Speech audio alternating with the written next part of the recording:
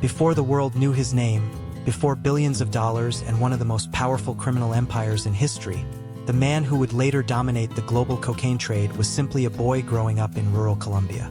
His name was Pablo Escobar, and his story would eventually change the course of Colombia's history and reshape the international drug trade. Escobar was born on December 1, 1949, in Rio Negro, a small town in Colombia's Antioquia region. His father worked as a farmer while his mother was a schoolteacher. And like many families in the countryside, they lived a modest life with limited opportunities. From an early age, Escobar was known for his ambition and confidence. Friends and relatives would later recall how he often talked about becoming rich and powerful one day, even as a teenager. But Colombia during the 1960s was a country filled with political instability, corruption, and violence. Years of conflict between political groups had weakened institutions, and in many areas crime flourished as authorities struggled to maintain control. In this environment, Escobar began committing small crimes as a teenager. He reportedly sold counterfeit lottery tickets, stole cars, and smuggled contraband goods across borders. While these crimes were relatively minor, they demonstrated Escobar's willingness to take risks and break the law to achieve his goals. By the early 1970s, Escobar had entered the world of organized crime, working with smugglers and criminal networks in the city of Medellín. It was here that he began to recognize a new opportunity that was rapidly transforming the global black market. Cocaine, a drug derived from coca plants grown in South America, was becoming increasingly popular in the United States.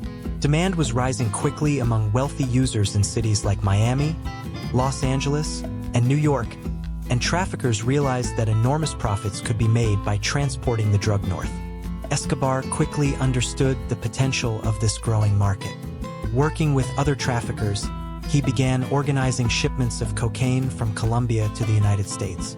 At first, the operations were small, involving limited quantities and simple smuggling routes. But as profits increased, the network expanded rapidly.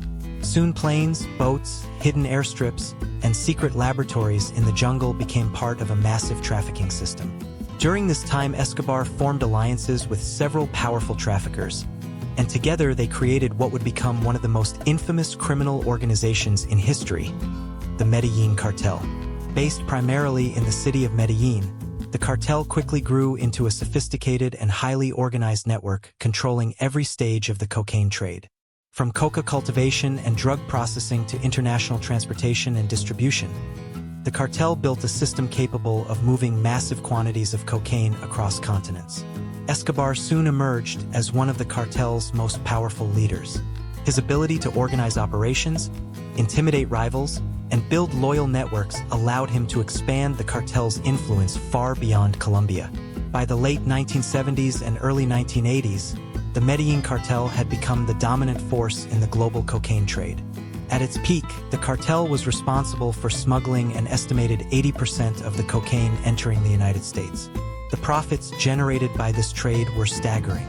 Every week, millions of dollars flowed into the cartel's operations, eventually growing into billions of dollars each year. Escobar's personal wealth became legendary. Vast estates, private aircraft, luxury vehicles, and extravagant properties became symbols of his growing power.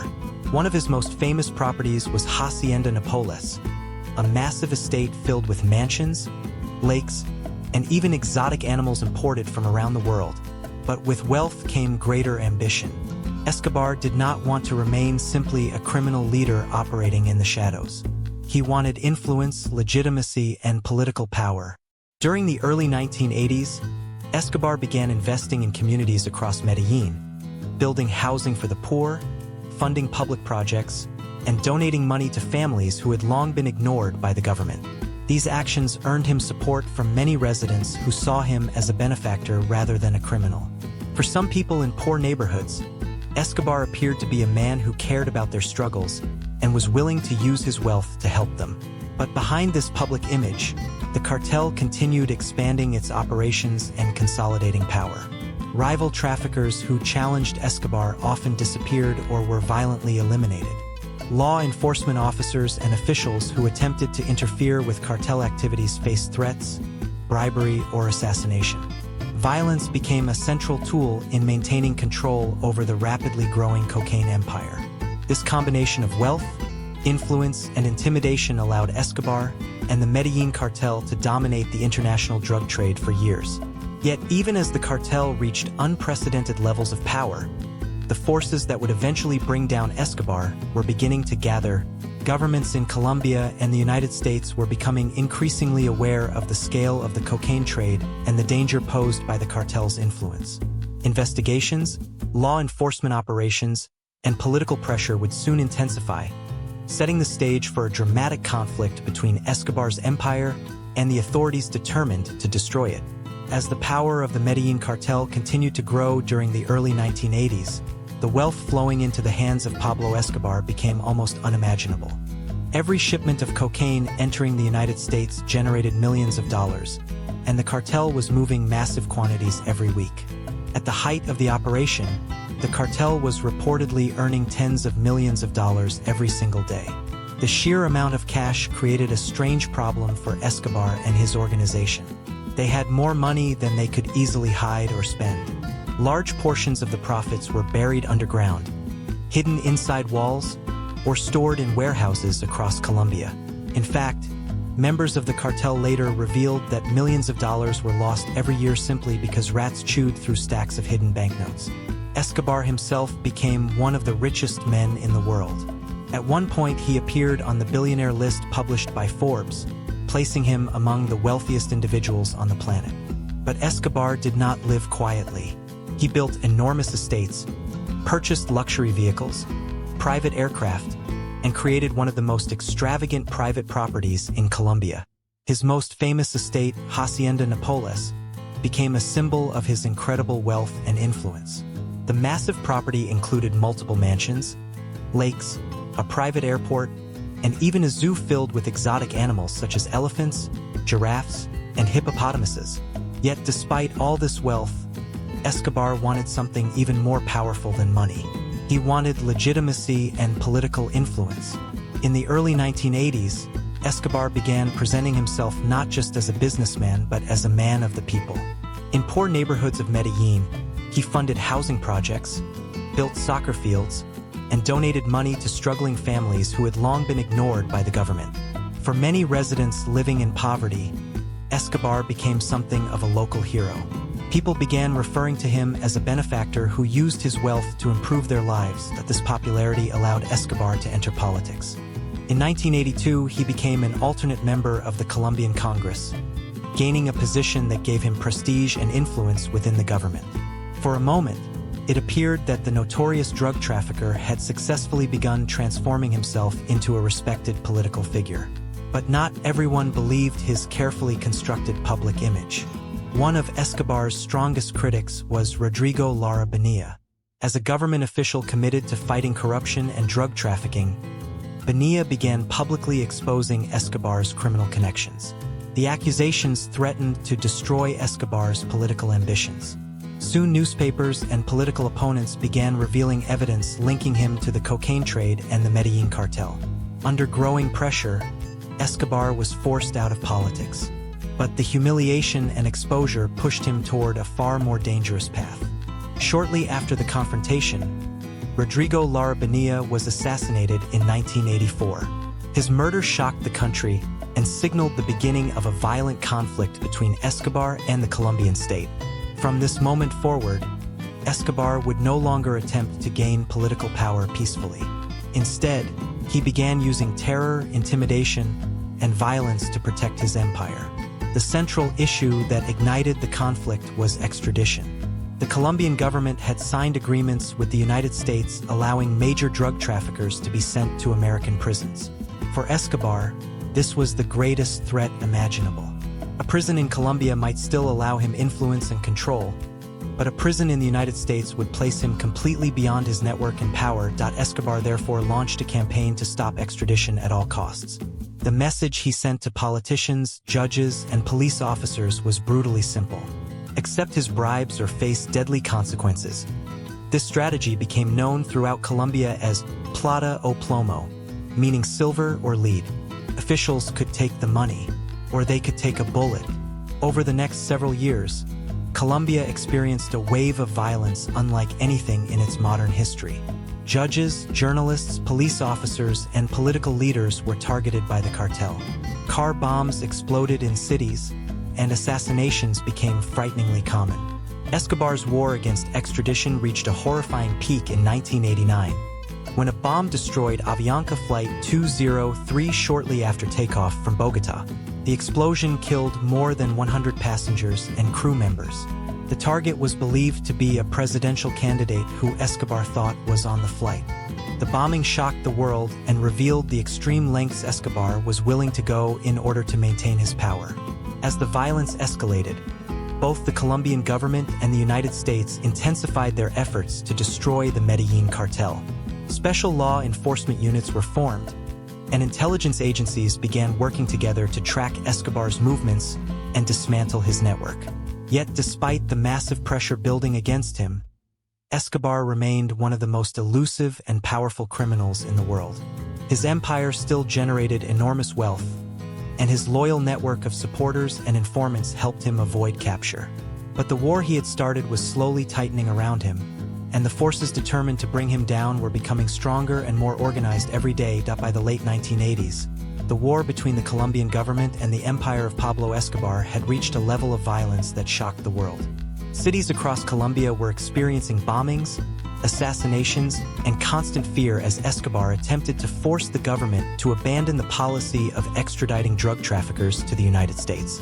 The powerful Medellín cartel was still earning enormous profits from the global cocaine trade, but the pressure from law enforcement and international agencies was growing stronger every day. Colombian authorities, supported by the United States, launched increasingly aggressive operations to dismantle the cartel and capture Escobar. At the same time, public outrage inside Colombia was reaching a breaking point. Ordinary citizens were tired of living in fear, and the government realized that the country could not continue under the shadow of cartel violence. Facing mounting pressure, Escobar made a surprising decision.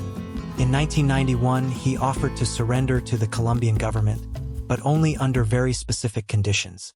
The most important condition was that he would not be extradited to the United States. Instead, he proposed serving his sentence in a prison that he would essentially design himself.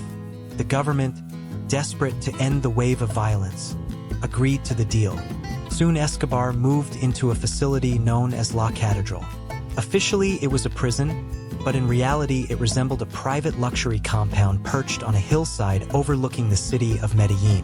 The facility contained comfortable living quarters, a soccer field, a bar, and even areas where Escobar could host guests.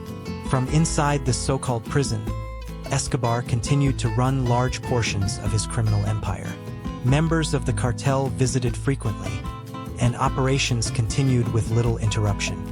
It quickly became clear that the arrangement was deeply flawed. Authorities began receiving reports that Escobar was still coordinating cartel activities, ordering punishments, and even carrying out executions within the prison walls. Eventually, the Colombian government realized that the situation had become unacceptable.